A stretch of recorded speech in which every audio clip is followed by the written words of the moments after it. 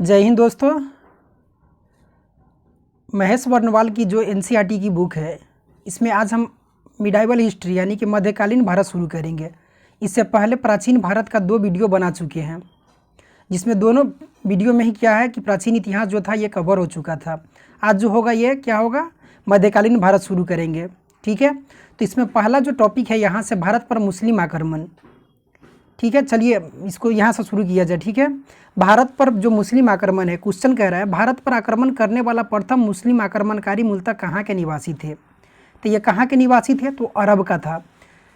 थोड़ा संक्षिप्त में जान लीजिए, पहला जो आक्रमणकारी था ये अरब का आक्रमणकारी था। सेकंड में जो आया तुर्क आया, लेकिन अरब जो आक्रमण किया इसका जो मुख्य उद्देश्य क्या था, तो साम्राज्य विस्तार और धन की प्राप्ति दोनों था। ठीक है, और इसके बाद इस्लाम धर्म का प्रचार भी करने के ये उद्देश्य से भारत पर आक्रमण किया था। आगे जो क्वेश्चन है, तो इसमें क्वेश्चन दे दिया जाता है, कथन और कारण में क्वेश्चन ये पूछा जाता है। खास करके बीपीएससी एग्जाम में ऐसा क्वेश्चन अधिक देखने को मिलता है। वर्ष 17 से 11 में भारत पर सर्वप्रथम मुस्लिम आक्रमण किसके नेतृत्व में हुआ था। तो ये वर्ष 17 से 11 में जो हुआ, इस समय किसके नेतृत्व में हुआ, तो इसे अब्दुल्ला कहिए या उबैदुल्ला कहिए, जो भी दोनों नाम इसका है। ठीक है, और उसके बाद जो 17 से 11 में एक और आक्रमण हुआ था बुरदेल के नेतृत्व में, लेकिन ये दोनों असफल आक्रमण था, मतलब कि सफल आक्रमण नहीं हो पाया था। और सर्वप्रथम 1712 में जो दिया गया है, मोहम्मद बिन कासिम ने सिंध के जो राजा था, राजा क्या था, दाहिर को पराजित कर, तो ये प्रथम जो सफल आक्रमण माना जाता है, तो सिंध पर आक्रमण माना जाता है। और इसका जो छछनामा जो मतलब कि फारसी ग्रंथ है, इसमें इसका अध्ययन मतलब कि हमको देखने के मिलता है। ठीक है, इसका लेखक भी पूछा जाता है कि छछनामा का कौन है, तो अली अहमद। तो यही कह रहा है कि मोहम्मद बिन कासिम ने सिंध के राजा, तो यहाँ का राजा कौन था, तो पूछा जाता है क्वेश्चन, सिंध के राजा दाहिर को पराजित कर एक जगह था ठट्टा के समीप स्थित देवल बंदरगाह को क्या किया, तो अपने अधिकार में कर लिया था। तो ये प्रथम सफल आक्रमण माना जाता है अरबों के द्वारा। ठीक है, पहला अरब कह रहा है कि सिंध के क्षेत्र में मोहम्मद बिन कासिम ने अंतिम विजय किस नगर पर प्राप्त किया। तो अंतिम जो था ये किस पर था, तो मुल्तान जो है स्वर्ण नगरी पर किया। भारत में जजिया कर लगाने वाला प्रथम शासक कौन था, इंपॉर्टेंट क्वेश्चन छपने वाला। तो भारत पर जो जजिया कर लगाया गया मोहम्मद बिन कासिम के द्वारा ही लगाया गया। सिंध क्षेत्र में अरबों द्वारा किसका प्रचलन प्रारंभ किया गया, तो सिंध क्षेत्र में अरब के द्वारा तो ऊँट पालन तथा खजूर की खेती। ठीक है, कहता है कि अरबों के पश्चात भारत में किन विदेशी आक्रमणकारियों का आगमन हुआ। तो इसके बाद जो हुआ यह तुर्कों का आक्रमण हुआ। तुर्की में गजनवी वंश की स्थापना किसके द्वारा की गई, तो गजनवी वंश की स्थापना अल्पतगीन गजनी के द्वारा यह किया गया। किसके द्वारा, तो अल्पतगीन गजनी के द्वारा किया गया। इंपॉर्टेंट क्वेश्चन है, भारत पर प्रथम तुर्की आक्रमण किसके नेतृत्व में हुआ, तो किसके नेतृत्व में हुआ, तो सुबुक्तगीन गजनी के नेतृत्व में यह प्रथम क्या हुआ, किया हुआ। ठीक है, वर्ष 1712 में भारत पर सर्वप्रथम सफल मुस्लिम आक्रमण करने वाला कौन था, तो अभी क्वेश्चन देखे हैं ये कौन था, तो मोहम्मद बिन क्या था, तो मोहम्मद बिन जो कासिम हो गया। ठीक है, लेकिन ये अल्पतगीन अगर पूछा जाए तो तुर्की जो होता है ये मोहम्मद गजनी है। गजनी वंश का अगर संस्थापक अगर पूछा जाए तो अल्पतगीन गजनी था, और इसका राजधानी कहाँ था, तो गजनी ही था। और ये जो देखते हैं कि सुबुक्तगीन तुर्की पर आक्रमण किसके दिए, प्रथम तुर्की आक्रमण ये किसके नेतृत्व में हुआ, तो ये जो सुबुक्तगीन जो है ये किसका है, तो इसका अल्पतगीन का ये दास या दामाद जो कहिए था ये। ठीक है, सुबुक्तगीन कह रहा है कि आगे जो क्वेश्चन है, सुबुक्तगीन गजनी ने अपने आक्रमण के दौरान पश्चिमोत्तर भारत में किस हिंदूशाही शासक को पराजित किया था, तो किसे पराजित किया, तो जयपाल को पराजित किया था। मोस्ट इंपॉर्टेंट क्वेश्चन, ये क्वेश्चन पूछा जाता है। महमूद गजनवी द्वारा वर्ष 1025 में सोमनाथ मंदिर पर, किस मंदिर पर, तो सोमनाथ मंदिर पर, कब, तो 1025 ईस्वी। आक्रमण के दौरान गुजरात का शासक कौन था, तो भीम प्रथम था। मोहम्मद गजनवी ने, यह भी क्वेश्चन इंपॉर्टेंट है यहाँ से, मोहम्मद गजनवी ने भारत पर 1000 से लेकर के 1027 ईस्वी के मध्य कितना बार, तो 17 बार ये आक्रमण किया। इसके आक्रमण का मुख्य उद्देश्य भारत को धन संपदा को लूटना था। किसका था, गजनवी का, न कि साम्राज्य की स्थापना करना था। इसका क्या उद्देश्य था कि भारत में आकर के क्या करना है कि धन के लूट करके चल जाना है। और यहाँ इसका क्या उद्देश्य था कि मतलब कि यहाँ साम्राज्य स्थापना इसका उद्देश्य नहीं था। और ये पूछा जाता है कि जो 17 बार आक्रमण किया था ये किसके द्वारा कहा जाता है, तो सर हेनरी इलियट जो होता है इसके अनुसार कभी कभी दे दिया जाता है कि किसने कहा था, तो सर हेनरी इलियट के अनुसार ये बताया जाता है कि 17 बार ये आक्रमण किया था। कहीं कहीं अलग भी देखने को मिलता है, 999 से लेकर के 1030 भी देखने को मिलता है। तो टाइम पीरियड में थोड़ा अंतर देखने को हर जगह अलग अलग मिल जाता है। मोहम्मद गजनबी के साथ भारत आने वाला प्रसिद्ध इतिहासकार कौन था? तो ये कौन था? तो अलबरूनी था। अलबरूनी द्वारा किताब उल हिंद, किसके द्वारा? तो अलबरूनी द्वारा किताब उल हिंद, उत्बी द्वारा किताब उल यामनी, उत्बी जो था किताब उल यामनी, और फिरदौसी यानी कि पूर्व का होमर जिसे कहा जाता है, इसके द्वारा क्या? तो शाहनामा नामक पुस्तक की रचना किया गया है। तो मोस्ट इंपॉर्टेंट क्वेश्चन है, ठीक है, ये क्वेश्चन छपता है। और उत्बी जो था इसका दरबारी इतिहासकार था। एक बार और देख लीजिए, अलबरूनी द्वारा क्या किया गया था? किताब उल हिंद, उत्बी द्वारा किताब उल यामनी और फिरदौसी द्वारा शाहनामा की रचना किया गया था। फिरदौसी को पूर्व का होमर भी कहा जाता है। मोहम्मद गजनबी के पश्चात मोहम्मद गोरी द्वारा भारत पर प्रथम आक्रमण किस वर्ष किया गया? तो देखिए, मोहम्मद गजनबी किया, उसके बाद गोरी आया, ठीक है। तो गोरी कब किया? तो 1175 में। कहाँ आक्रमण किया? तो मुल्तान पर आक्रमण किया। मोहम्मद गोरी को वर्ष 1178 में अहिलवार यानी कि जो पाटन पर क्षेत्र अहिलवार पाटन पर आक्रमण करने के दौरान किसके द्वारा पराजित किया गया? तो भीम द्वितीय के द्वारा, जिस मूल राज्य उसका मतलब कि भीम द्वितीय के द्वारा किया गया पराजित, ठीक है। तराइन का प्रथम और द्वितीय युद्ध किसके मध्य लड़ा गया? तो तराइन का प्रथम और द्वितीय मोहम्मद गोरी और पृथ्वीराज तृतीय के बीच में लड़ा गया। इसे पृथ्वीराज चौहान के नाम से भी जाना जाता है। प्रथम और द्वितीय युद्ध, तो प्रथम जो हुआ था 1191 में और द्वितीय 1192 में। प्रथम में गोरी क्या हुआ कि पराजित हो गया, और सेकंड में मोहम्मद गोरी क्या हो गया कि गोरी की मतलब कि इसमें जीत गया और चौहान का इसमें हार हो गया। मोहम्मद गोरी ने कन्नौज के शासक जयचंद्र को किस से में पराजित किया? तो चंदावर का जो युद्ध हुआ 1194 में। काफ़ी इसमें कहानी है, काफ़ी अलग अलग देखने को मिलता है कि जयचंद ही गोरी को बुलाया था। संयोगिता का जो प्रेम कहानी है पृथ्वीराज चौहान के बीच में जो देखने को मिलता है। तो इसमें एक समय क्या आया कि जयचंद गोरी का भी साथ दिया तराइन का युद्ध में, चाहता था कि मतलब कि इसमें गोरी जीते, लेकिन अंत बाद में ऐसा भी समय आया कि जयचंद को भी मतलब कि इससे मतलब कि युद्ध करना पड़ा। तो इसमें जयचंद की क्या हो गया था? हार हो गया था। चंदावर का युद्ध पूछा जाता है 1194 ईस्वी में। मोहम्मद गोरी के साथ भारत आने वाला प्रसिद्ध सूफी संत कौन थे? तो शेख मोइनुद्दीन चिश्ती जो थे किसके साथ आया था? तो मोहम्मद गोरी के साथ ही आया हुआ था। इंपॉर्टेंट क्वेश्चन है ये, यहाँ से तो बहुत क्वेश्चन पूछा जाता है हर एग्जाम में। यहाँ जो भी क्वेश्चन है कहीं ना कोई एग्जाम में पूछा जा चुका है। सिखों पर देवी लक्ष्मी की आकृति किस मुस्लिम शासक के द्वारा बनवाई गई थी? तो मोहम्मद गोरी के द्वारा। इंपॉर्टेंट क्वेश्चन है, इसके सिक्के पर किस देवता का? तो देवी माँ देवी का, जो देवी लक्ष्मी का ये मतलब कि पिक्चर था। बख्तियार खिलजी मोहम्मद गोरी का एक साधारण दास था। बख्तियार खिलजी किसका दास था? तो मोहम्मद गोरी का दास था, जिसने बंगाल और बिहार पर विजय प्राप्त किया। तो क्वेश्चन पूछा जाता है कि बंगाल और बिहार विजय का सर्वप्रथम सपना किसने देखा, मतलब किसने इसको पूरा कर दिया? तो कौन किया? तो बख्तियार खिलजी के द्वारा। इसने अपने आक्रमण के दौरान नालंदा और विक्रमशिला विश्वविद्यालय का क्या कर दिया? नष्ट कर दिया। ये क्वेश्चन बनता है। मोहम्मद गोरी की मृत्यु के पश्चात उसके साम्राज्य पर किन 3 गुलामों द्वारा नियंत्रण स्थापित किया गया? तो यालदौज कुबाचा और कुतुबुद्दीन ऐबक के द्वारा किया गया। यालदौज कुबाचा ये आगे देखने को मिलेगा, ठीक है। आगे जो है दिल्ली सल्तनत, इसका एक संक्षिप्त इतिहास इसमें मतलब कि एक विवरण दे दिया है कि 1200 से लेकर के और 1526 ईस्वी तक जो होता है। तो उसके बाद में मुगल वंश था। मुगल वंश कल से शुरू करेंगे, आज यहीं तक मतलब कि मुगल वंश से जो पहले तक है उसको आज कंप्लीट करा दे रहे हैं। तो इसमें जो है इसका एक ट्रिक है, याद रखिएगा। कभी कभी क्रम पूछ दिया जाता है, गुलाब खिले तो सांस लो, मतलब कि गुलाब खिले तो सांस लो, मतलब कि गुलाम वंश हो गया, खिलजी वंश हो गया, तुगलक वंश, सैयद वंश और लोधी वंश। तो कुतुबुद्दीन ऐबक इसमें सब आगे देखने को मिलेगा, लेकिन एक सारांश है छोटा सा, इसमें देख लीजिए। जैसे कि गुलाम वंश में तो इसमें कुतुबी राजवंश एक आता है। तो कुतुबुद्दीन ऐबक जो 1206 से लेकर के 1210 तक, इसका राजधानी कहाँ था? तो लाहौर राजधानी था। उसके बाद आराम से आया, उसके बाद 10 तक इल्तुतमिश का आया, 1210 से 1236 तक किसका टाइम पीरियड है? तो ये सबका इसमें टाइम पीरियड भी इम्पोर्टेंट है। तो इल्तुतमिश का 1210 से 36 तक, राजधानी इसका कहाँ था? तो दिल्ली। उसके बाद रुकनुद्दीन फिरोज शाह 36 में, तब रजिया सुल्तान 36 से लेकर के 39 तक, क्योंकि 40 में मृत्यु हो जाता है, मार दिया जाता है। ये जो है शमसी राजवंश के अंतर्गत ये सब देखने को मिलेगा। मोइनुद्दीन आगे कह रहा है बहराम शाह, तो ये 42 तक। अलाउद्दीन मसूद शाह, ठीक है। उसके बाद में नासरुद्दीन महमूद, ये सब शमसी राजवंश के अंतर्गत इतना तक। नासरुद्दीन महमूद, गयासुद्दीन बलबन, कैकुबाद आता है तो शमसुद्दीन की उम्र से हो जाता है। ये सब बलबनी राजवंश के अंतर्गत ये सब देखने को मिलेगा, ठीक है। इसने कितना वर्ष था? लगभग 84 वर्ष तक गुलाम वंश का शासन था। उसके सबसे कम जो आया ये खिलजी वंश का, कितना था? मात्र 30 वर्ष, ठीक है। खिलजी वंश का, ये 5 शासक, इसमें फिरोज शाह 1290 से 96 तक, अलाउद्दीन खिलजी, आगे इसमें नसरुद्दीन, ये सब देखने को मिलेगा। यहाँ तुगलक वंश देखने को मिलेगा, फिरोज शाह इसमें सब है, ठीक है।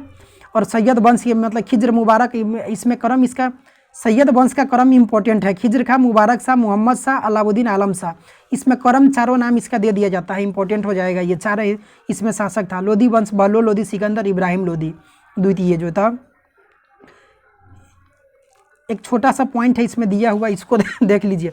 कह रहा है कि इल्तुतमिश दिल्ली सल्तनत का वास्तविक संस्थापक था, ठीक है। तो कौन दिल्ली सल्तनत का अगर वास्तविक संस्थापक पूछा जाए तो कौन था, तो इल्तुतमिश जो था ये दिल्ली का वास्तविक संस्थापक था। इसका शासनकाल 1210 से 36 तक था। तो इंपॉर्टेंट क्वेश्चन है, क्वेश्चन पूछा जाता है। इल्तुतमिश ने दिल्ली सल्तनत के अस्थायित्व के लिए अनेक कार्य किए, जैसे तुर्कान ए चहलगामी का गठन किया, विरोधियों का दमन किया, नवीन प्रकार के सिक्कों का चलाया गया, ठीक है। इल्तुतमिश ने सुल्तान आजम की उपाधि धारण की थी और यह दिल्ली को मतलब कि राजधानी बनाने वाला प्रथम शासक था, मतलब कि दिल्ली को राजधानी। लेकिन एक क्वेश्चन पूछता है, देखिए सुल्तान आजम की उपाधि धारण करने वाला, लेकिन क्वेश्चन अगर पूछा जाए कि मध्यकालीन भारत में सुल्तान की उपाधि धारण करने वाला प्रथम अगर शासक कौन था, तो यह महमूद गजनबी था। मध्यकालीन भारत में दिल्ली सल्तनत का पहला शासक था जिसने मतलब कि सुल्तान की उपाधि धारण किया था, तो ये मतलब इल्तुतमिश हो जाता है। दिल्ली को राजधानी बनाने वाला ये कौन था, तो ये प्रथम शासक था, ठीक है। चलिए आगे देख लिया जाए। कह रहा है कि दिल्ली पर शासन करने वाले कुतुबुद्दीन ऐबक ने कुतुबी, इल्तुतमिश ने शमसी और बलबन ने बलबनी वंश की स्थापना किया था। गुलाम वंश, यहाँ से मतलब कि सारांश हो गया। अब यहाँ से पूरा फुल डिटेल्स में है, ठीक है। तो गुलाम वंश की स्थापना किसके द्वारा किया गया, तो किसके द्वारा किया गया, तो कुतुबुद्दीन ऐबक के द्वारा किया गया। क्वेश्चन डायरेक्ट पूछ लिया जाता है। बिहार एसआई जो एग्ज़ाम हुआ था उसमें क्वेश्चन पूछा हुआ था, मेंस में पूछा हुआ था, प्री में नहीं, मेंस का ये पूछा हुआ था। ये 25 जून 1206 को कुतुबुद्दीन ऐबक का राज्याभिषेक किस स्थान पर किया गया, तो इसका जो राज्याभिषेक कहाँ हुआ, तो लाहौर में हुआ। कुतुबुद्दीन ऐबक ने अपनी साम्राज्य की राजधानी किसे मतलब कि घोषित किया, तो किसे किया, तो लाहौर को ही किया। इंपॉर्टेंट है। भारत में तुर्की राज का संस्थापक कुतुबुद्दीन ऐबक को माना जाता है। कुतुबुद्दीन ऐबक ने कभी सुल्तान की उपाधि धारण नहीं की, इसने कभी भी सुल्तान की उपाधि धारण नहीं की। इसने केवल मलिक और सिपह सलार की उपाधि धारण मतलब कि पद धारण किया था, मलिक का और सिपह सलार का पद धारण किया था। इसने कभी सुल्तान की उपाधि धारण नहीं की। कुतुबुद्दीन ऐबक को उदारता तथा अत्यधिक दान देने के कारण कौन सी उपाधि दिया जाता है, तो लाल बख्श की उपाधि से दिया जाता है। किसका, तो लाल बख्श की उपाधि इसका कहा जाता है। मोस्ट इंपॉर्टेंट क्वेश्चन, दान देने के कारण। अत्यधिक सुरीली आवाज़ में कुरान पढ़ने के कारण ऐबक को किस उपाधि से नवाजा गया, तो कुरान खुआ के नवाज से मतलब इसे नवाजा गया। काफ़ी सुरीली आवाज़ में क्या करता था, ये कुरान पढ़ता था। भारत की प्रथम मस्जिद कुव्वत उल इस्लाम की स्थापना किसके द्वारा किया गया, तो कुव्वत उल इस्लाम का जो स्थापना किसके द्वारा, तो कुतुबुद्दीन ऐबक के द्वारा किया गया। कुतुबुद्दीन ऐबक ने सूफी संत ख्वाजा कुतुबुद्दीन बख्तियार काकी के नाम पर कुतुब मीनार का जो निर्माण करवाया था। पूछ दिया जाता है कि कुतुब मीनार का जो नामकरण है ये किसके नाम पर है, तो कुतुबुद्दीन ऐबक ने किसके नाम पर, तो कुतुबुद्दीन जो सूफी संत ख्वाजा कुतुबुद्दीन बख्तियार काकी के नाम पर ही इसका नाम पड़ा कुतुब मीनार। कुतुबुद्दीन ऐबक की मृत्यु कैसे हो गया, तो 1210 में मतलब कि चौगान खेलते समय घोड़े से गिर जाने के बाद इसका क्या हो गया कि मृत्यु हो गया। कुतुबुद्दीन ऐबक की मृत्यु के पश्चात उसके पुत्र आराम शाह को अपदस्थ कर गुलाम वंश का अगला शासक कौन बना, था इल्तुतमिश बन गया। इल्तुतमिश सुल्तान बनने के पूर्व किस प्रांत का सूबेदार था, मोस्ट इंपॉर्टेंट क्वेश्चन। इल्तुतमिश जो है ये सूबेदार मतलब कि सुल्तान बनने से पूर्व ये बदायूं जो है प्रदेश जो क्षेत्र था यहाँ का ये क्या था, तब सूबेदार था। इल्तुतमिश दिल्ली सल्तनत का प्रथम सुल्तान था जिसने दिल्ली को अपनी राजधानी बनाया। मतलब कि ये इल्तुतमिश अभी पीछे देखे थे ना, मतलब कि सारांश में उसमें बताए थे कि दिल्ली को प्रथम राजधानी कौन बनाया था, इल्तुतमिश के द्वारा बनाया गया। बगदाद के खलीफा से सुल्तान की उपाधि धारण किया था ये, ठीक है। इल्तुतमिश ने 40 तुर्क योग्य गुलामों को मिला करके किस दल का गठन किया, तो इल्तुतमिश के द्वारा तुर्कान ए चहलगानी जो है 40 दल था, इसका मतलब गठन किया गया। नासरुद्दीन मोहम्मद एक शांत स्वभाव वाला व्यक्ति था। नासरुद्दीन जो मोहम्मद था एक शांत स्वभाव वाला व्यक्ति था। इतिहासकार सिराज ने उसे दिल्ली का आदम सुल्तान कहा है। क्या कहा कि इसे दिल्ली का आदम सुल्तान कहा है। मंगोल आक्रमणकारी चंगेज खां भारत के उत्तर पश्चिम सीमा पर किसके शासनकाल में आया था, तो ये कब आया, तो इल्तुतमिश के समय में ही ये आया हुआ था।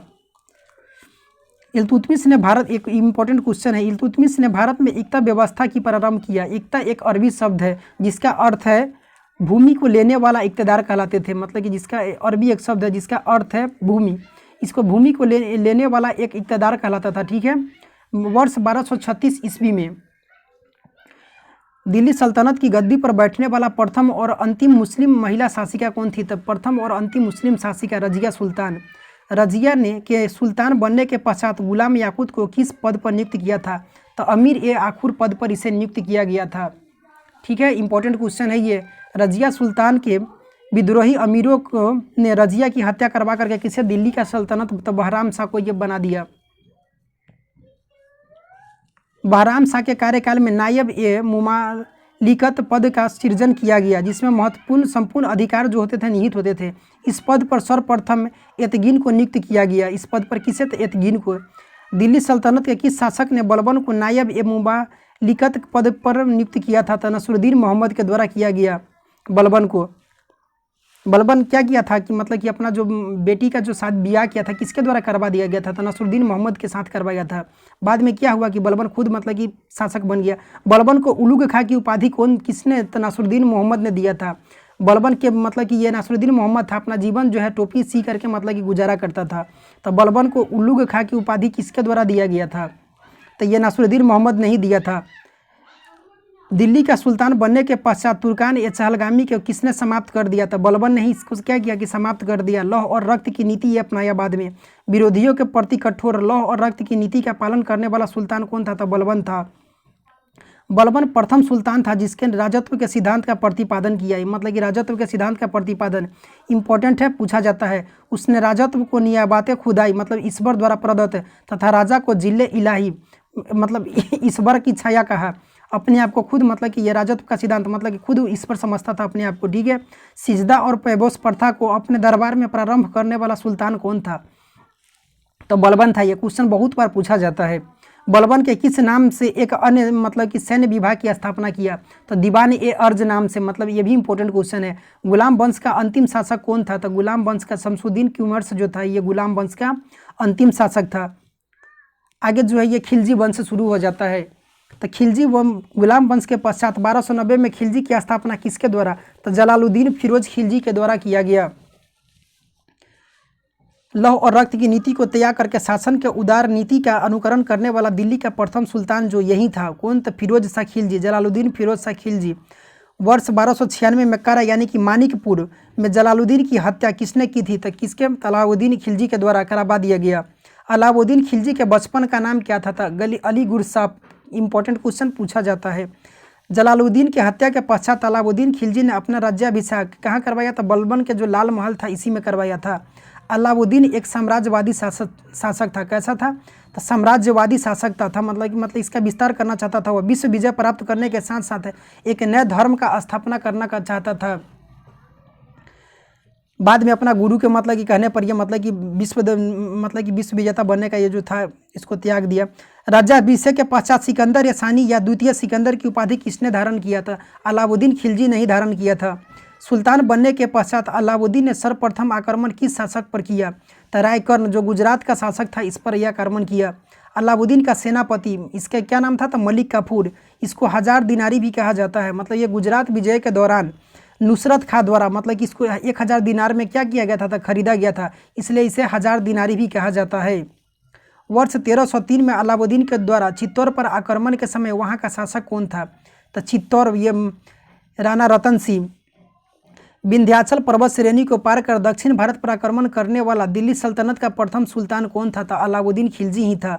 विंध्याचल पर्वत श्रेणी को पार कर दक्षिण भारत पर आक्रमण करने वाला प्रथम सुल्तान तो अलाउद्दीन खिलजी। अलाउद्दीन के दक्षिण अभियानों का सेनापति कौन था? इंपॉर्टेंट क्वेश्चन पूछा जाता है। मलिक काफूर था। तेलंगाना जो है वारंगल के शासक प्रताप रुद्र देव द्वितीय ने मलिक काफूर को विश्व प्रसिद्ध हीरा मतलब कि जो हीरा है यह भेंट किया था। तो किसके द्वारा? क्वेश्चन ये नाम याद रखिएगा। वारंगल के शासक था यानी कि तेलंगाना जो जगह है वहाँ का शासक था क्या था? प्रताप रुद्र द्वितीय ने किसे? तब मलिक काफूर को विश्व प्रसिद्ध कोहिनूर हीरा भेंट किया था, जिसे मलिक काफूर ने अलाउद्दीन खिलजी को भेंट किया। पद्मावत जो है कह रहा कि मलिक मोहम्मद के अनुसार अलाउद्दीन की रानी पद्मिनी की सुंदरता से प्रभावित होकर के क्या किया था? तो चित्तौड़ पर आक्रमण किया था। इस पर तो एक फिल्म भी बन चुका है। अलाउद्दीन खिलजी का दक्षिण भारत का अभियान जो है देवगिरी पर, इसका जो उस समय शासक कौन था, इंपॉर्टेंट क्वेश्चन यहाँ से पूछा जाता है। तो देवगिरी पर जब आक्रमण किया तो यहाँ का जो शासक था ये रामचंद्र देव था। अभियान का नेतृत्व जो किया गया मलिक काफूर के द्वारा 1307 ईस्वी में आक्रमण किया गया था। ये साल भी याद होना चाहिए। आगे जो वारंगल जो देखें अभी प्रताप रुद्र देव, मलिक काफूर का ही नेतृत्व 1309 में। द्वार समुद्र, इसका जो शासक था वीर बल्लाल तृतीय, इसका यहाँ का द्वार समुद्र का शासक था मलिक काफूर 1310 में ही। और पांडे जो था वीर पांडे मलिक काफूर 1311 में। सब में क्या था, तो अभियान का जो नेतृत्व का अभियान किसके द्वारा किया गया, तो मलिक काफूर के द्वारा ही किया गया था। मलिक काफूर द्वारा सर्वप्रथम किस दक्षिण भारतीय राज्य पर आक्रमण किया गया, तो कहाँ किया गया, तो देवगिरी। यही क्वेश्चन देखे हैं ना अभी, 1307 में देवगिरी पर आक्रमण किया गया, यहाँ पूछ दिया तो रामचंद्र देव। क्वेश्चन आगे भी ऐसा देखने को कहीं मिल जाएगा। दिल्ली सल्तनत का वह सुल्तान कौन था जिसने नगद वेतन के साथ अस्थाई सेना का मतलब कि संगठन किया था, तो ये अलाउद्दीन खिलजी ही था। अलाउद्दीन सेना के द्वारा सेना में भ्रष्टाचार रोकने के लिए कौन सी योजना अपनाई, तो घोड़े को दागने की प्रथा तथा हुलिया प्रथा। मतलब क्या होता था कि इसमें सैनिकों की संख्या मतलब कि इस समय पता नहीं चल पाता था जब वेतन देने का समय होता था, क्योंकि ये नगद वेतन देने का, अस्थाई सेना और नगद वेतन ये देने का काम किया। तो कोई भी जब सेना आता था तो कहता था कि हम भी थे और वेतन लेकर के चला जाता था। तो इसमें काफ़ी मतलब कि इसमें क्या हुआ कि सबको वेतन अधिक देना पड़ता था। तो क्या किया, तो हुलिया मतलब कि किसी का मतलब कि लिखना शुरू कर दिया। घोड़ा का जो था उसको दागने का प्रथा मतलब कि शुरू कर दिया कि पहचान के लिए। और सबका हुलिया मतलब कि किसका मतलब कि फेस पर किसका मतलब कि कैसा निशान है, किसका कहाँ क्या निशान है, ये सब किसके द्वारा था, अलाउद्दीन खिलजी के द्वारा। ये भ्रष्टाचार रोकने के लिए इंपॉर्टेंट क्वेश्चन ये पूछा जाता है। चराई कर तथा गृह कर, मतलब कि चराई कर मतलब क्या, घर कर, गृह का मतलब दोनों जो है, घरी और चरी कर लगाने वाला प्रथम जो सुल्तान था ये अलाउद्दीन खिलजी ही था। सर्वप्रथम मंगोल आक्रमण किसके शासनकाल में हुआ, तो मंगोलों का जो आक्रमण हुआ अलाउद्दीन खिलजी के समय में ही हुआ था।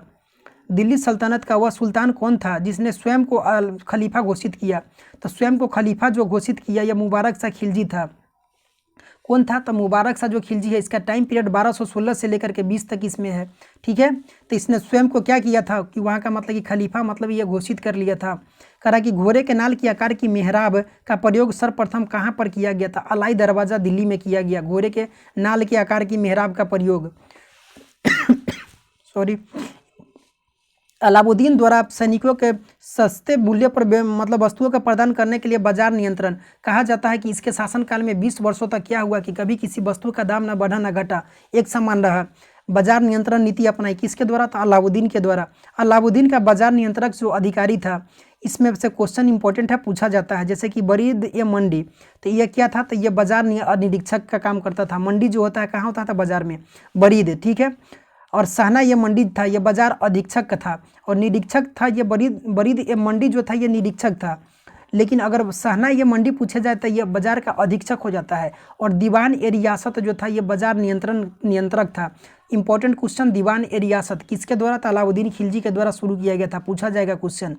बाजार नियंत्रक था। और महयान जो था ये गुप्तचर को कहा जाता था, महयान। गुलाम वंश कंप्लीट हो गया। आगे जो है ये तुगलक वंश है। ठीक है, 1320 से लेकर के 1414 तक का जो टाइम पीरियड है तुगलक वंश का है। कह रहा है कि 1320 ईस्वी में तुगलक वंश की स्थापना किसके द्वारा किया गया, तो गयासुद्दीन मोहम्मद तुगलक, जिसे गाजी मलिक के नाम से भी जाना जाता है, इसके द्वारा किया गया। सल्तनत काल में नहरों का निर्माण तथा डाक व्यवस्था का आरंभ करने वाला प्रथम सुल्तान गयासुद्दीन तुगलक ही था। इंपॉर्टेंट क्वेश्चन पूछा जाता है कि सूफी संत के साथ गयासुद्दीन तुगलक के संबंध अच्छे नहीं थे, तो निजामुद्दीन औलिया के साथ गयासुद्दीन तुगलक का क्या था, किसका संबंध मतलब इसके साथ अच्छा नहीं था। बंगाल अभियान से लौटते समय गयासुद्दीन तुगलक के आदेश दिया था कि उसके दिल्ली पहुंचने से पहले ही औलिया दिल्ली छोड़ दे, मतलब कौन, तो निजामुद्दीन औलिया दिल्ली छोड़ दे। इसी संदर्भ में निजामुद्दीन औलिया ने सुल्तान के विषय में कहा था हुनोज, मतलब कि दिल्ली दूरस्थ है, मतलब कि दिल्ली अभी काफ़ी दूर है। ठीक है, बीच में क्या होता है कि ये इसका गयासुद्दीन तुगलक का क्या हो जाता है, मृत्यु हो जाता है। लकड़ी का जो बना दिया गया था, एक चाल था इसमें।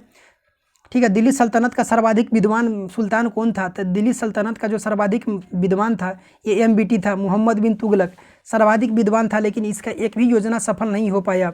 मोहम्मद बिन तुगलक का जो कार्य और प्रमुख है ये कह रहा है कि MBT का। और ये मतलब कि जूना खां के नाम से कि मतलब कि यही मतलब कि जूना खां के नाम से जाना जाता है। कौन, तो मोहम्मद बिन तुगलक। इसका जो टाइम पीरियड है 1325 से लेकर के इसका टाइम पीरियड 51 तक है। ठीक है, राजधानी परिवर्तन कब कर दिया ये? तो 1326 से 27 में देवगिरी का नाम बदल करके क्या किया? तो दौलताबाद कर दिया और इसे सल्तनत की जो राजधानी बनाया दौलताबाद को। यह योजना उसका क्या रहा? ये भी असफल रहा है। क्या हुआ कि 1335 में कहा कि पुनः दिल्ली ही चलो, पुनः कहा कि दिल्ली चलिए, ठीक है। देवगिरी से कहा कि दौलताबाद ले जाएंगे, दौलताबाद से फिर कहा कि 35 में मतलब कि कहा कि पूरा दिल्ली। दुआब में कर का वृद्धि कर दिया। इस समय क्या हुआ कि दुआब मतलब कि दुआब क्या होता है कि मतलब कि दो जो नदियों का बीच का जो स्थान होता है वो दुआब होता है। तो काफ़ी मतलब कि उपजाऊ क्षेत्र इसको क्या माना जाता है। तो इस दुआब का मतलब कि मैं क्या किया कि उसमें काफ़ी कर वृद्धि कर दिया। लेकिन ऐसा हुआ 1327-28 में कि वहाँ अकाल ही पड़ गया। अकाल पड़ जाने के कारण जनता मतलब कि क्या हुआ कि जो टैक्स था उसको भी नहीं दे पाई। तो ये योजना इसका सफल रहा। सांकेतिक मुद्रा, ये क्वेश्चन बता चुके थे। तो सांकेतिक मुद्रा का ये मतलब प्रचलन किया। चांदी की कीमतों का सामना करने के लिए सांकेतिक मुद्रा का प्रचलन किया। किंतु क्या हुआ कि ये भी योजना इसका सफल रहा। कहा कि सोना चांदी का जो दाम मतलब कि जो सिक्का है, ऐसा मतलब कि शीशा उषा का मतलब कि सिक्का मतलब कि ये मतलब कि तंबा उम्बा का बनाना शुरू कर दिया, पीतल और तंबा का। और इसका जो मूल्य रखा ये मतलब कि सोना और चांदी के बराबर रखा। तो भाई तो तांबा दोनों का मूल्य बराबर हो जाएगा, तो सोना इसका जो अधिकारी था अपने पास रखने लगा। काफ़ी भ्रष्टाचार बढ़ गया और दोनों का मूल्य बराबर था। बाद में ये भी योजना इसका सफल हो गया। आगे है खुरासान का अभियान जो 1336 से 37 ईस्वी में हुआ। खुरासान पर विजय प्राप्त करने के लिए तुगलक ने 3,70,000 सैनिकों का कहा था कि गठन करके पहले ही रखा था। 1 साल का अग्रिम इसको भुगतान भी दे दिया था। लेकिन ये क्या हुआ कि बाद में जो अभियान जो सोच रहा था ये हो ही नहीं पाया, ठीक है। कराचील का अभियान तुगलक के मतलब कर रहे हैं। तुगलक ने खुसरो मलिक के नेतृत्व में 1 लाख सैनिकों को भेजा, किंतु मौसम खराब होने के दशा में आधा सैनिक फिर गया, लौट के गया मतलब कि कितना तो रास्ते में ही मर गया। तो ये भी योजना इसका कराचील का अभियान क्या हुआ, ये भी इसका असफल हो गया। तो इसमें पूछा जाएगा राजधानी परिवर्तन और सांकेतिक मुद्रा का प्रचलन। 2 जगह से क्वेश्चन अधिक पूछा जाता है। नसरुद्दीन मोहम्मद के शासनकाल में मध्य एशिया के महान सेना नायक तैमूर ने 1398 में भारत पर आक्रमण किया था। तो नसरुद्दीन मोहम्मद के शासनकाल में ये किया था, ठीक है, महमूद के शासनकाल में। तो कब? तो सेना नायक जो तैमूर लंग का आक्रमण 1398 में हुआ था। मध्य एशिया का महान सेना नायक तैमूर लंग कहा जाता है। कहता है कृषि के विकास हेतु अमीर एक कोही मतलब कोही कौन था? कोही टाइप में मतलब कि हम मतलब कि कौन था? तो इस शब्द में मतलब कि इसमें भी मिल सकता है। तो कृषि के लिए था। तो इसमें जो था ये तुगलक के द्वारा, एमबीटी के द्वारा ही।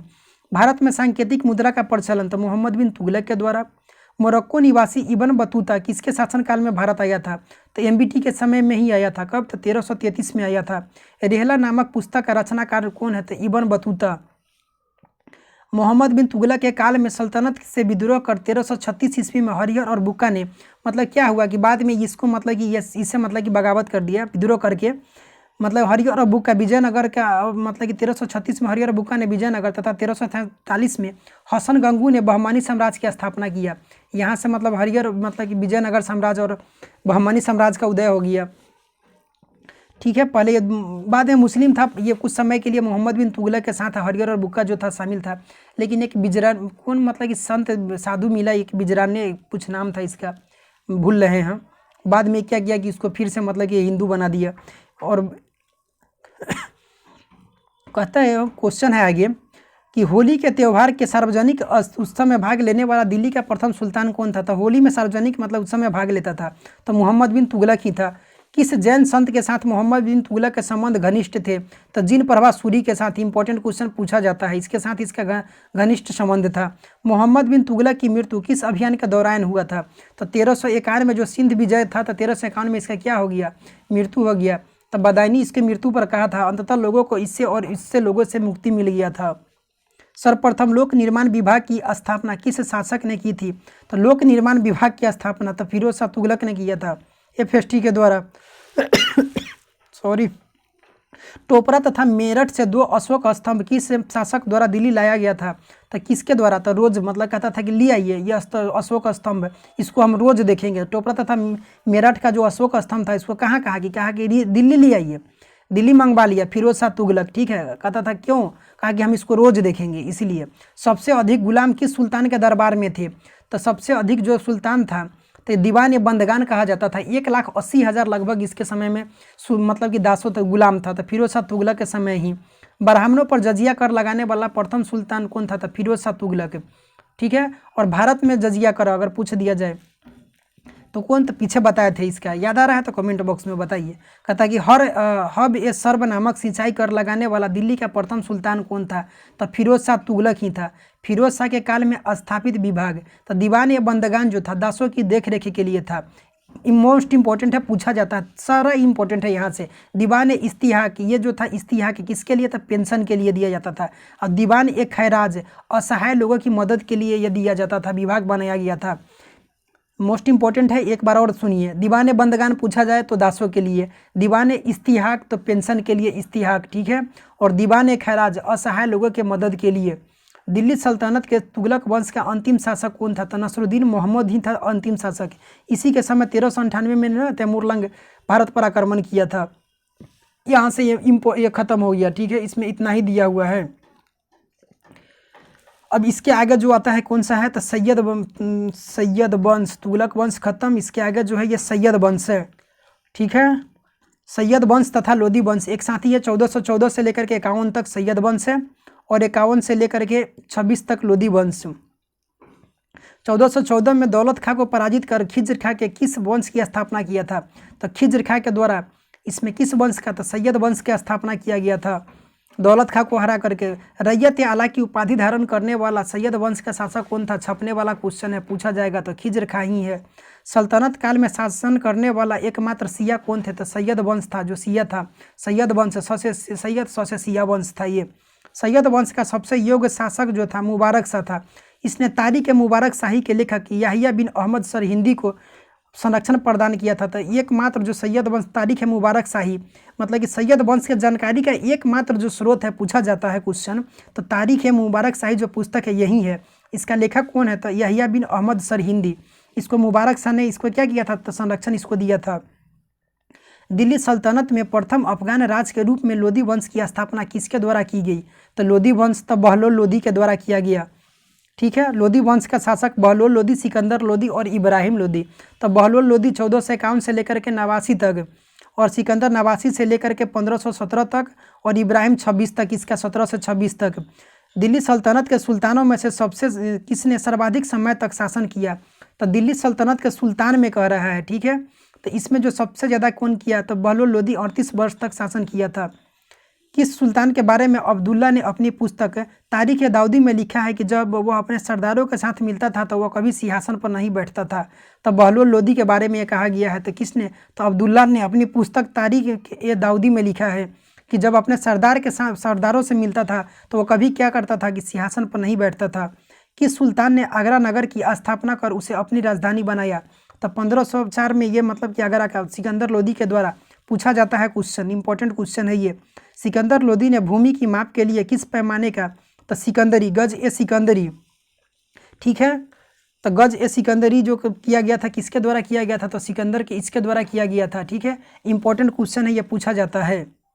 आगे जो कह रहा है कि सुल्तान की उपाधि धारण करने वाला, इसमें एक डाउट होता है कि इसमें जैसे कि गज ए सिकंदरी है और एक मतलब कि यहाँ से भी आएगा क्वेश्चन, और एक जो आएगा क्वेश्चन पूछेगा आपसे, मतलब कि क्या था, शेर शाह के द्वारा। तो शेर शाह के द्वारा जो किया गया सिकंदरी या गज किया गया, उसमें जो है सिकंदरी पहले आएगा, गज बाद में आएगा।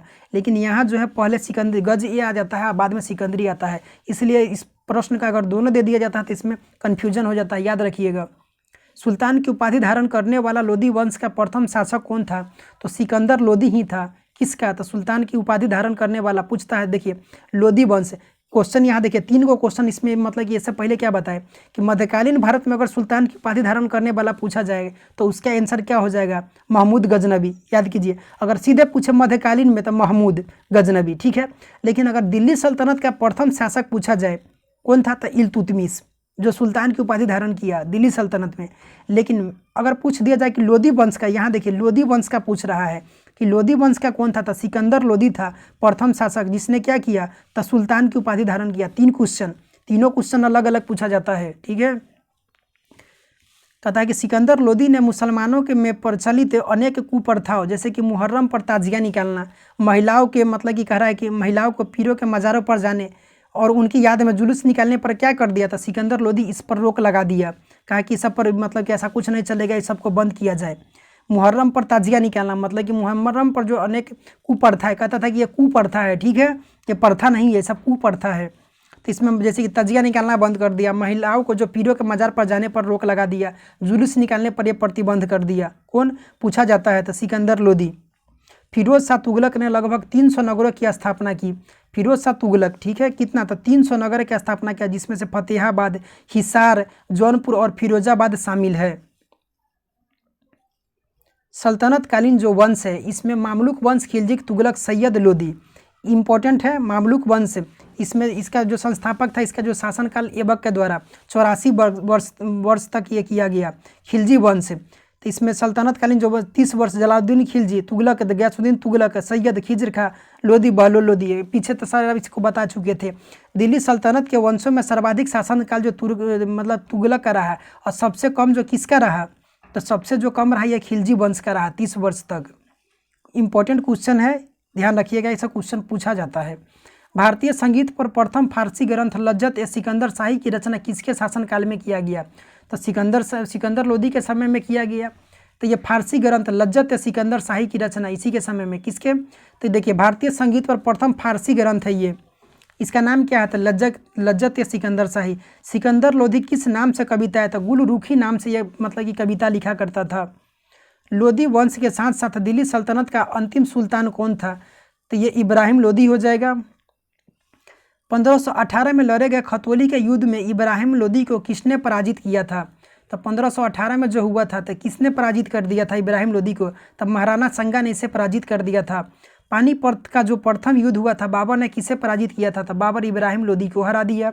लोदी इसका वेट कर रहा था कि आने दो बाबर को दिल्ली में ही हराएंगे। दाव इसका उल्टा पड़ गया।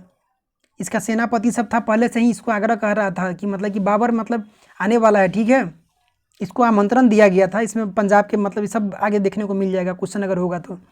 किस सुल्तान की मृत्यु के पश्चात भारत में मुगल वंश की स्थापना हुई? तो इब्राहिम लोदी के मतलब मृत्यु के बाद क्या हुआ? तो मुगल वंश क्या हो गया?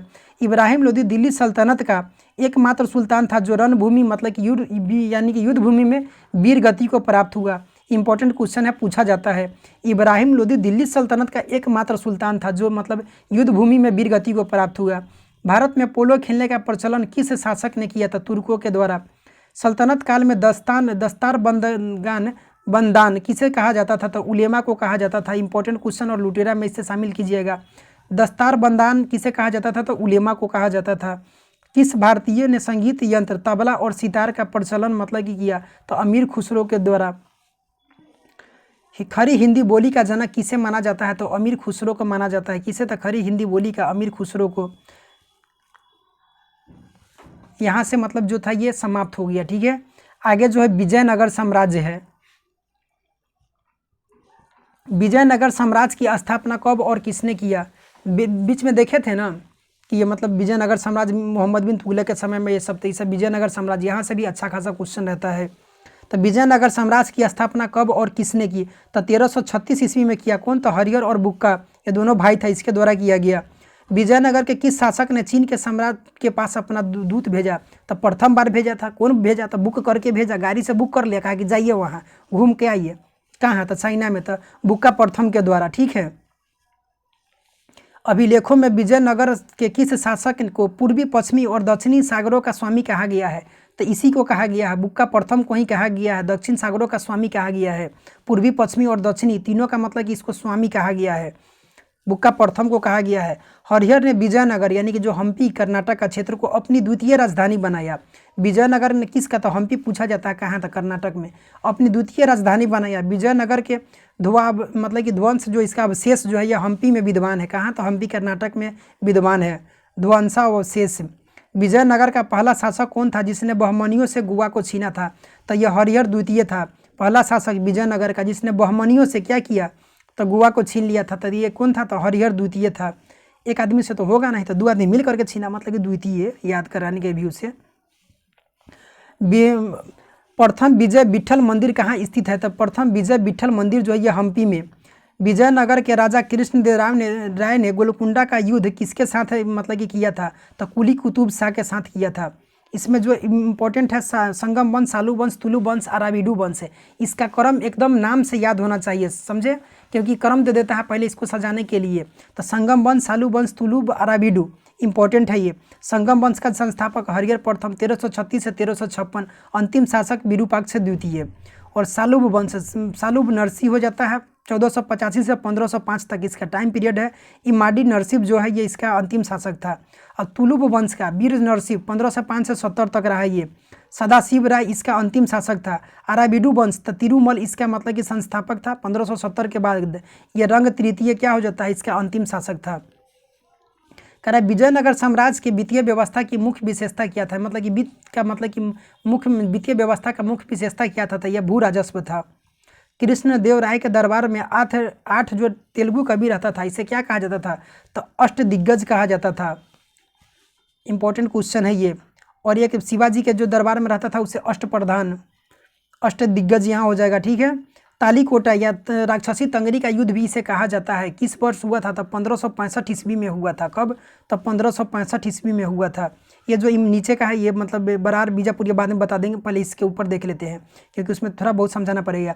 विजयनगर साम्राज्य का राजवंश जो है, तो इसमें राजवंश में मतलब कहता है कि किसके समय में जो शासक था कहाँ का था, किसके समय में कौन आया। तो निकोलो कोंटी पूछा जाता है। तो कांटा, कोंटी मतलब कांटा याद रखिए, पैर में एक कांटा हल गया तो देव को याद किया, प्रथम देवराय प्रथम, ठीक है। एक कांटा हलने पर ही देव को याद करना शुरू कर दिया। ये मतलब कि क्या था, इटली था, मतलब इटली से आया था। तो क्वेश्चन पूछा जाता है। निकोलो कोंटी जो है ये इटली का था। देवराय प्रथम के शासक समय में आया। विजयनगर शहर का जो ये क्या किया था, तो वर्णन किया था। अब्दुल रज्जाक ये कहाँ का था, तो फारस का। देवराय द्वितीय के समय में आया था। एक याद रखिएगा, कोंटी एक, तो अब्दुल रज्जाक है ये दो, तो अपने याद आ जाएगा ऑप्शन में देवराय द्वितीय। विजयनगर सचिवालय का वर्णन ये किया गया है। पायस जो था ये पुर्तगाली था, प से पायस, प से पुर्तगाली। और ये पायस जो आया था कृष्णदेव राय के दरबार में आया था। इंपॉर्टेंट क्वेश्चन है, पूछा जाता है। कृष्णदेव राय के दरबार में पायस और बारबोसा आया था। ये पुर्तगाली था दोनों के दोनों। कृष्णदेव राय के दरबार में आया था पायस और Barbosa. Most important question. Krishnadeva Vijayanagar के शिल्प और व्यापार का ये वर्णन किया था। और ये जो था बारबोसा जो था ये सती प्रथा का ये वर्णन किया था। और सीजर फ्रेडरिक जो पुर्तगाली था ये सदाशिव राय के समय में आया था। जो अंतिम शासक था किसका था, तुलुब वंश का। तो सदाशिव राय फिर मतलब सीजर फ्रेडरिक ये भी पुर्तगाली था। विजयनगर का वर्णन इसने भी किया है। नूनिज जो है ये भी पुर्तगाली था। अच्युत देव राय के समय में आया था। सती प्रथा का इसने भी उल्लेख किया है। और निकी तीन इसमें भी देखिए, इसमें तीन है और तृतीय है, तो मोहम्मद तृतीय के समय में आया था। विजयनगर की असमानता का वर्णन ये किया है। देख लीजिएगा, वहाँ से एक बार याद कर लीजिएगा उसे अगर याद नहीं होगा तो, क्योंकि क्वेश्चन पूछा जाता है। प्रथम विजयनगर शासक कृष्णदेव राय के अधीन किस साहित्य का स्वर्ण युग था, तो तेलुगु का, तमिल का, ऐसा ऑप्शन दे देता है, लेकिन ध्यान से लगाइएगा। तेलुगु का मतलब कहा जाता है स्वर्ण युग, तमिल मत लगा दीजिएगा। जब राजा वाडियार ने मैसूर राज्य की स्थापना की तब विजयनगर साम्राज्य का शासक कौन था, तब वेंकट द्वितीय था। मैसूर का जब स्थापना किया कौन था, राजा वाडियार के द्वारा। तो इस समय मतलब कि विजयनगर का साम्राज्य को शासक कौन था, तो वेंकट द्वितीय था। अपनी मदुरा विजय कृति के अपने पति के विजय के अभियानों का वर्णन तो गंगा देवी के द्वारा किया गया था। मदुरा विजयम, पीछे भी क्वेश्चन शायद क्वेश्चन कहीं ना कहीं एक बार बताया है, आया हुआ था। होयसलों की प्राचीन राजधानी द्वार समुद्र का वर्तमान नाम क्या है, तो हैलीवीड था। क्या था, हैलीवीड या हैलीवीड कुछ भी कहिए। विजयनगर की प्राचीन राजधानी के स्रोत किन खंडहरों से मिलते हैं, तो हम्पी के खंडहरों से मिलता है। वैदिक ग्रंथों के भाष्यकार सायन का आश्रय प्रदान किया था, तो विजयनगर राजाओं द्वारा वैदिक ग्रंथों के भाष्यकार सायन को, भाष्यकार कौन, तो वैदिक ग्रंथ के भाष्यकार सायन को आश्रय प्रदान किया गया। किसके द्वारा, विजयनगर के जो राजाओं के द्वारा ये आश्रय प्रदान किया गया। यहाँ से देख लीजिए ये क्या होता है कि मतलब बरार, बीजापुर, अहमदनगर, गोलकुंडा ये सब जो क्या है कि अलग अलग मतलब कि 5 गो जो क्षेत्र में मतलब कि विभाजित था। तो इसमें से इंपॉर्टेंट हो जाता है, जैसे कि पूछेगा बरार का संस्थापक कौन था, तो फतेहुल्लाह इमाद शाह बरार का संस्थापक था। बीजापुर का यूसुफ आदिल शाह, इंपॉर्टेंट क्वेश्चन। अहमदनगर के अहमद है, इसमें देखिए मलिक अहमद। गोलकुंडा का कुली कुतुब शाह। और बीदर का जो है अमीर अली बरीद जो हो जाता है। इसका स्थापना जो बरार का 84 में, बीजापुर का 89 में, अहमदनगर का 90 में और गोलकुंडा का 12 में और बीदर का 1526 में। तो अगर स्थापना अगर ये याद भी नहीं रहे तो काम चल जाएगा, ठीक है, क्योंकि यहाँ से बहुत कम पूछा जाता है। और इसका जो बरार का इमाद शाही हो गया मतलब कि राजवंश, और बीजापुर का आदिल शाही, और अहमदनगर के मतलब कि निजाम शाही, और गोलकुंडा का कुतुब शाही मतलब कि कुली कुतुब शाह, नाम में ही मिल जाएगा। और देखिए अमीर अली बरीद तो बरीद शाही नाम से ही है। जो कुली कुतुब शाह तो कुतुब शाही। अहमदनगर मलिक अहमद तो अब निजाम शाही। और यूसुफ आदिल शाही और इदमाद शाही मतलब कि बरार का था, ठीक है। राजधानी जो था ये सब का, बरार का राजधानी जो था एलिचपुर, और मतलब कि बाद में क्या हुआ कि गाबिलगढ़ हो गया, और बीजापुर का नौरसपुर हो गया जाता है, इंपॉर्टेंट है नौरसपुर इसका बीजापुर का, और अहमदनगर का, गोलकुंडा का बीदर। इसमें से संस्थापक याद रखिए, मतलब कि अधिकांश मतलब कि 70% अगर चांस है कि अगर क्वेश्चन पूछा जाएगा तो मतलब संस्थापक से ही पूछा जाएगा।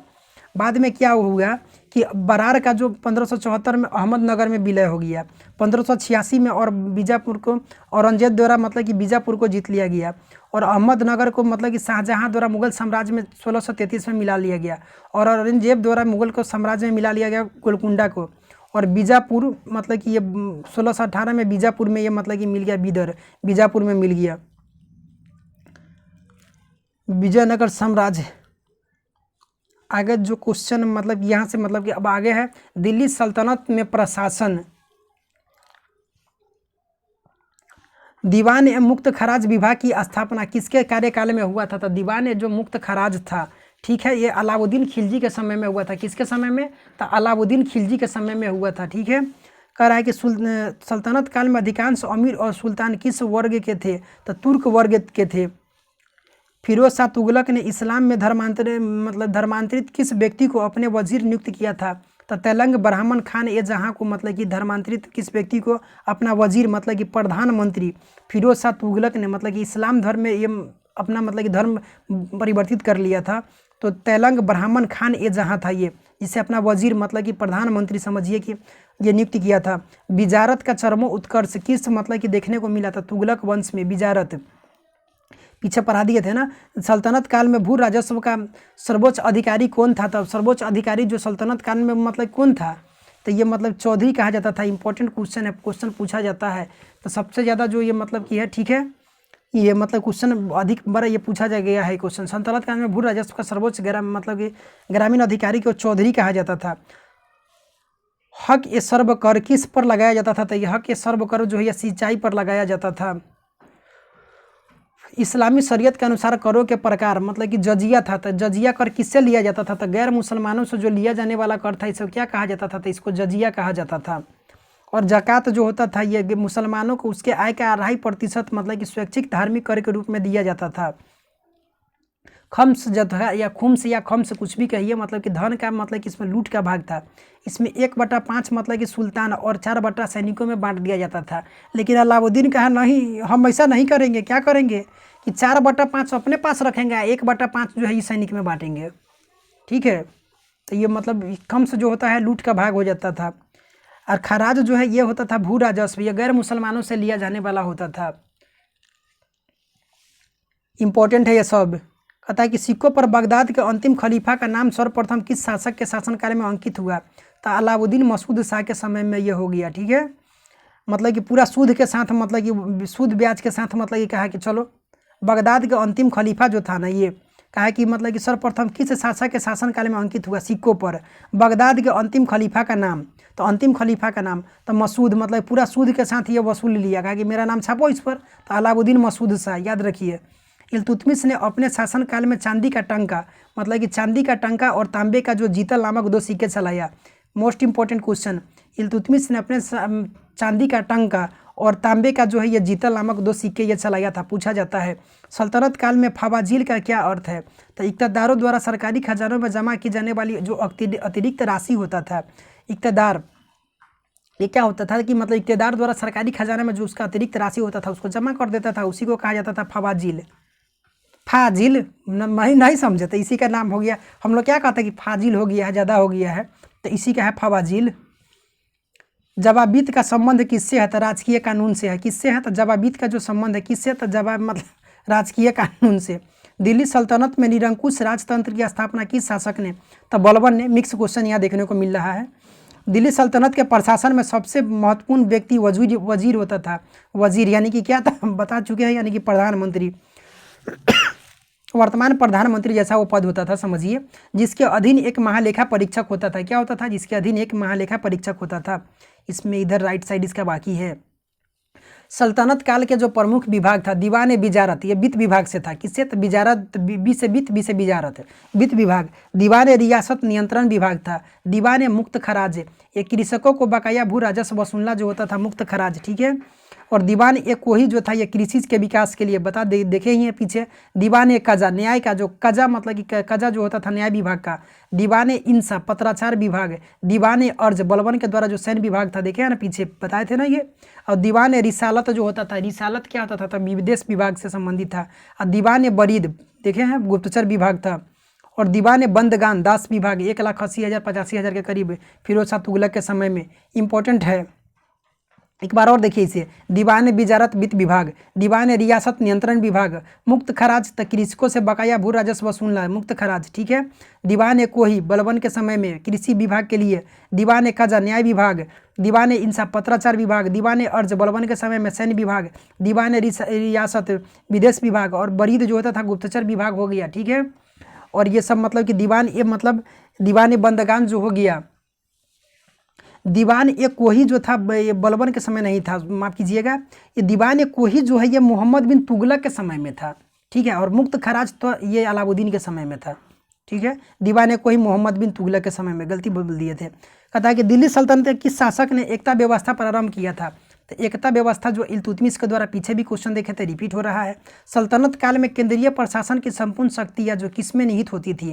तो केंद्रीय प्रशासन की जो संपूर्ण शक्तियाँ था किस में रहेगा? तो सल्तनत काल में स्वाभाविक है कि सुल्तान अपने पास रखता था।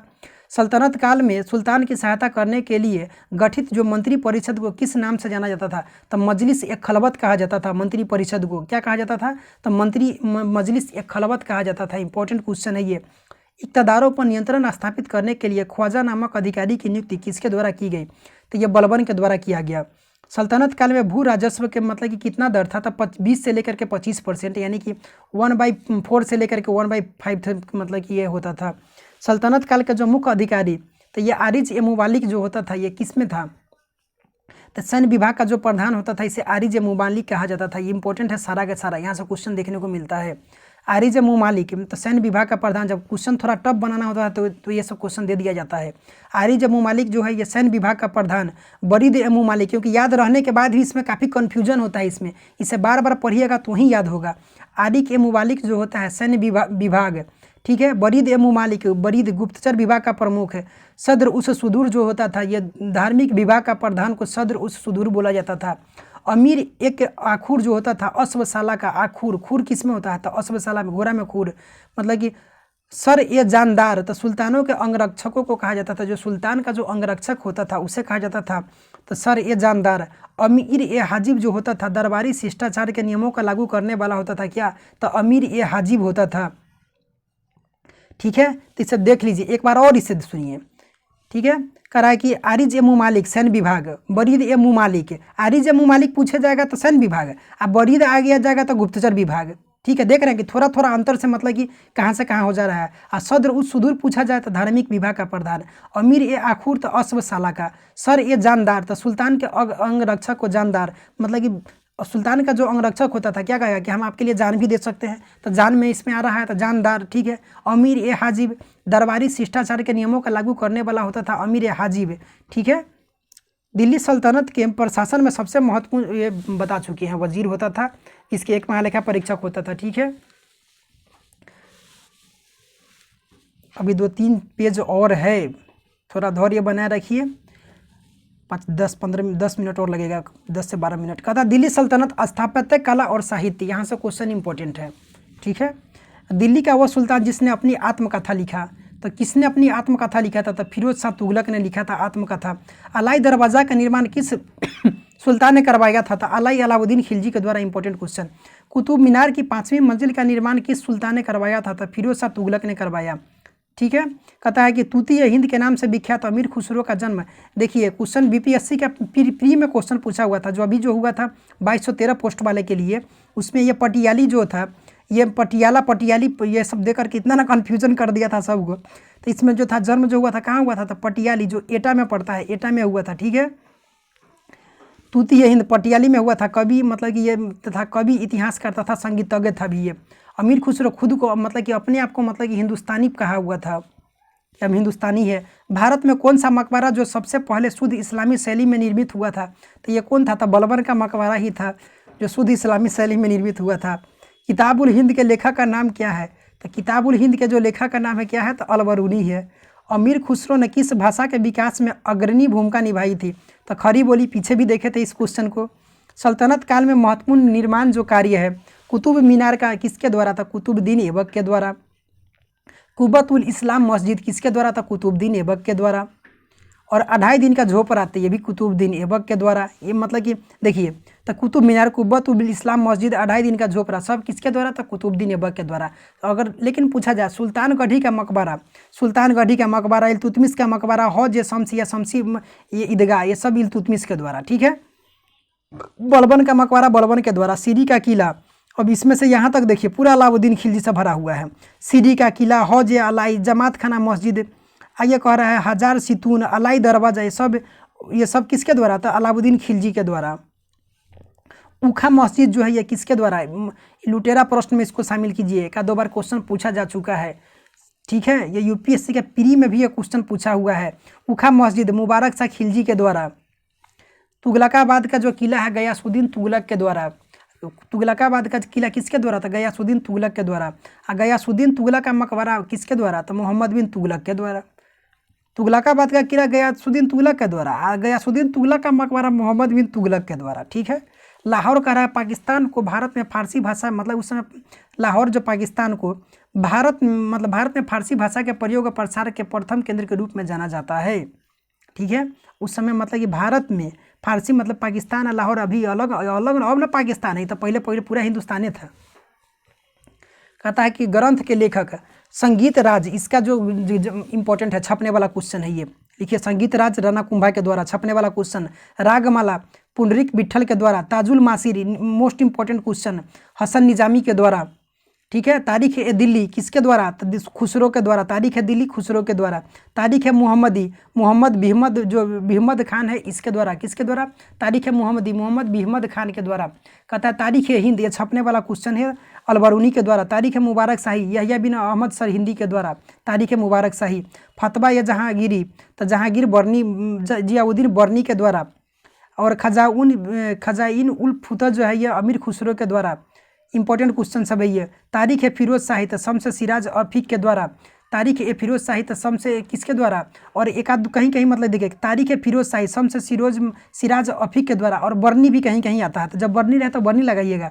फिरोज शाही, तारीख है फिरोज शाही बर्नी के द्वारा। ठीक है। अगर उसमें नहीं रहे, अगर वहाँ अगर ये ऑप्शन रहे शम्स सिराज अफीक, तो ये लगाइएगा। तुगलकनामा जो है ये अमीर खुसरो के द्वारा। इंपॉर्टेंट क्वेश्चन, किसके द्वारा? तुगलकनामा जो है अमीर खुसरो के द्वारा। और कह रहा है कि फुतुहात ये फिरोज शाही, तो ये फिरोज शाह के द्वारा। ठीक है। ये मतलब ये लिखा, आगे कहता है कि तारीख ये यामनी, तो ये उतबी के द्वारा लिखा गया। मोस्ट इंपॉर्टेंट क्वेश्चन है, तारीख यामनी किसके द्वारा? तो उतबी के द्वारा। तारीख यामनी उतबी के द्वारा, याद रखिए। आगे कहता है कि तबकात ए नासिरी जो है निजाम उन मिनहाज उस सिराज के द्वारा। तबकात ए नासिरी सब पीछे बताए हैं। रेहला जो है इबन बतूता के द्वारा। ठीक है, देख लीजिएगा, दोबारा इसको नहीं पढ़ेंगे अभी। कहता है कि किस पुस्तक के एक आदर्श मुसलमान शासक के गुणों का उल्लेख किया गया है? किस पुस्तक में? तो फतवा ये जहांगीरी में किया गया है। क्या किया गया है? तो इसमें एक मतलब आदर्श मुसलमान के शासक के गुण का वर्णन किया गया है। कह रहा है कि दिल्ली के सुल्तानों का किस भाषा का संरक्षण प्रदान किया था? फारसी भाषा का। मोस्ट इंपॉर्टेंट, ये मतलब कि राजकीय जो भाषा था दिल्ली सल्तनत का, ये कौन था? फारसी था। कहता है कि हिंदू मुस्लिम गान होता है, वाद्यों का सर्वश्रेष्ठ मिश्रण किस संगीत वाद्य यंत्र को माना जाता है? तो सितार को माना जाता है, जो अमीर खुसरो के द्वारा बजाया जाता था। अमीर खुसरो और शेख निजामुद्दीन औलिया ने दिल्ली के 7 सुल्तानों का शासनकाल देखा था। तो किसने? तो अमीर खुसरो ने भी देखा था और शेख निजामुद्दीन औलिया ने भी देखा था। अगर कोई एक ऑप्शन है तो एक लगाइए, दोनों रहे तो बहुत हो जाएगा। कह रहा है कि नवीन फारसी काव्य शैली के सबक ये हिंदी तथा हिंदुस्तानी शैली का जन्मदाता किसे कहा जाता है? तो अमीर खुसरो को ही कहा जाता है। काव्य शैली सबक ये हिंदी तथा हिंदुस्तानी शैली का जन्मदाता अमीर खुसरो को। संगीत यंत्र तबला का आविष्कार किसने किया था? तबला का आविष्कार अमीर खुसरो के द्वारा किया गया। किस राजपूत शासक ने संगीत पर एक पुस्तक की रचना की? राणा कुंभा के द्वारा। संगीत राज इसी का नाम है, मोस्ट इंपॉर्टेंट है। तो किस राजपूत शासक? राणा कुंभा के द्वारा संगीत राज। आगे है भक्ति और सूफी आंदोलन। ठीक है, 1-2 पेज और है स्लाइड, इसके बाद खत्म हो जाएगा। ज़्यादा नहीं है, मतलब देख लेते हैं। अब एग्ज़ाम का भी तो समय ज़्यादा नहीं है, इसको ख़त्म करते हैं। कह रहा है कि भक्ति और कल से मुगल साम्राज्य से शुरू कर देंगे। भक्ति और सूफी आंदोलन, सूफी संप्रदाय, ठीक है, इसमें छोड़िए क्या देखें, लेकिन देख लीजिए। कहता है कि सूफी संप्रदाय, सूफी संत उर्दू का भाषा है। सूफी क्या होता है? उर्दू सब मतलब कि सूफी द्वारा उर्दू भाषा का जो प्रारंभ किया गया। एक होता है देखिए बासारा, एक होता है बेसारा। तो बासारा जो होता था मतलब कि समर्थक, बा मतलब कि हाँ हम बा है मतलब कि इसमें समर्थक है। तो बा तो इस्लामी कानून का समर्थक था। बे मतलब बे हट, अब ये नहीं कहता बे हट किसी को मतलब कि नकारना होता है। तो इस्लामी कानून से ये मतलब मुक्त था। तो इसमें जो था ये बासरा का, इसमें चिश्ती सिलसिला, सूरावर्दी, कादरी, नक्शबंदी सिलसिला, यहाँ सब है, ठीक है। तो इसमें जो चिश्ती सिलसिला था, इसका भारतीय संस्थापक ख्वाजा मोइनुद्दीन चिश्ती, इसका 2 अंग था, दक्षिण भारत उत्तर भारत में, ठीक है। और इसका और सुहरावर्दी मतलब संस्थापक शिहाबुद्दीन सुहरावर्दी इंपॉर्टेंट है। और कादरी का तो शेख अब्दुल कादिर जिलानी। और नक्शबंदी का तो बकी बिल्ला वेरंग, भारतीय प्रचारक जो ख्वाजा मोहम्मद बकी बिल्ला वेरंग ये हो जाता है। कहता है कि भक्ति आंदोलन का प्रारंभ किसके द्वारा किया गया था? अलवार और नैनार संतों के द्वारा। बताए थे कि नैनार संतों की जो संख्या था 63 और अलवार का जो 12 था ये, ठीक है, बता चुके थे इसको। कबीर किसके शिष्य थे? तो संत रामानंद के। मोस्ट इंपॉर्टेंट दोनों क्वेश्चन है, ये डायरेक्ट क्वेश्चन ऐसे ही छपता है। बुद्ध और मीराबाई के जीवन दर्शन के मुख्य समानता यह है कि ये दोनों का मानना है कि संसार जो क्या है तो यह दुखपूर्ण है। संसार क्या है? तो दुखपूर्ण है। रामानुज के अनुयायियों का मतलब कि रामानुज के अनुयायियों का क्या कहा जाता है? तो रामानुज के जो अनुयायी है उसको वैष्णव कहा जाता है। कबीर और धर्मदास के मध्य संवादों का संकलन जो है किस शीर्षक में क्या है? तो अमर मूल होता है। मोस्ट इंपॉर्टेंट, कबीर और धर्मदास के जो मध्य जो संवाद है इसका संकलन किस शीर्षक से था? अमर मूल में। ये अमर हो गया, ठीक है। कबीर और जो धर्मदास मतलब कि जी संवाद हुआ ये अमर हो गया था, अमर मूल याद रखिए। कह रहा है कि दक्षिण भारत में शिव भक्तों के नैनार के 63 गो और विष्णु जो होता था विष्णु या अलवार, इसका 12 गो था, ये बता चुके हैं पहले भी। देखिए सिलसिला यहाँ से इंपॉर्टेंट है, याद रखिए। चिश्ती सिलसिला का ख्वाजा मोइनुद्दीन चिश्ती के द्वारा, सुहरावर्दी, शिहाबुद्दीन सुहरावर्दी, बहाबुद्दीन जाकारिया जो भारत में इसका किया गया, और ठीक है। और कादरी शेख अब्दुल कादिर जिलानी के द्वारा कादरी मतलब कि सिलसिला था। सत्तारी के द्वारा शाह अब्दुल सत्तारी के द्वारा, फिरदौसी शेख बदरुद्दीन के द्वारा, नक्शबंदी बाकी बिल्ला के द्वारा। कहता है रामानुजाचार्य ने किस दर्शन का प्रतिपादन किया जिसे ज्ञान से अधिक भक्ति को महत्वपूर्ण दिया? तो रामानुजाचार्य के द्वारा क्या? तो विशिष्ट द्वैतवाद का मतलब कि ये प्रतिपादन किया गया। कह रहा है कोई व्यक्ति किसी व्यक्ति से उसका धर्म, समुदाय या जाति न पूछे, यह किसका कथन है? तो संत रामानंद का यह कथन है। कामरूप, असम का पहले जो नाम था कामरूप था। में वैष्णव धर्म को किसने लोकप्रिय बनाया? तो शंकर देव ने। इंपॉर्टेंट क्वेश्चन है, मोस्ट इंपॉर्टेंट क्वेश्चन है ये। शुद्ध अद्वैतवाद का प्रतिपादन किसने किया? तो शुद्ध अद्वैतवाद का तो वल्लभाचार्य के द्वारा। भारत में भक्ति आंदोलन का जो पुनर्जन्म हुआ कब? तब 15वीं और 16वीं शताब्दी में हुआ था, ठीक है। कह रहा है कि किस भक्ति संत ने स्वयं के संदेश के प्रचार हेतु सर्वप्रथम हिंदी भाषा का प्रचार किया? तो रामानंद के द्वारा यह किया गया था, याद रखिएगा। बीजक का रचयिता कौन है? तो कबीर जो है बीजक के रचयिता है। बीजक और शबद की सब रचयिता कबीर है। संपूर्ण भारत में भगवान शिव की प्रतिमा को किसने ज्योतिर्लिंग स्थापित किया है? तो मतलब कितना ज्योतिर्लिंग है? तो पूरा संपूर्ण भारत में जो है ये 12 ज्योतिर्लिंग है। तो गुरु नानक का जन्म कहाँ हुआ था? तो ननकाना साहिब जो तलवंडी पाकिस्तान में वर्तमान में अभी पड़ता है, ठीक है। तो गुरु नानक ननकाना साहिब याद रखिएगा। उपाधि का चिराग देहलवी किस सूफी संत का उपाधि मिला था? तो शेख नसरुद्दीन मोहम्मद को चिराग देहलवी की उपाधि दिया गया था। इंपॉर्टेंट क्वेश्चन है। दिल्ली का चिरागी से कहा गया था किसे? तो शेख नसरुद्दीन मोहम्मद को। और महबूब इलाही तो शेख निजामुद्दीन औलिया को महबूब इलाही। मुज्जिद जो कहा गया था शेख अहमद सर हिंदी को। और बंदान वाज जो कहा गया था सैयद मोहम्मद गेदू सराज को कहा गया था, दराज को, ठीक है। तो इसमें से 2 जो है काफ़ी इंपॉर्टेंट है, चिराग देहलवी और महबूब इलाही या औलिया को, ठीक है। आगे देखिए भक्ति मतलब कि इसको छोड़ दीजिए, नहीं दिखाएंगे यहाँ से, सिर्फ कौन कहाँ किया था इसको छोड़िए, मैप नहीं बताएंगे, समय लग जाएगा। कहता है कि देखिए अद्वैतवाद इसका इंपॉर्टेंट है यहाँ से।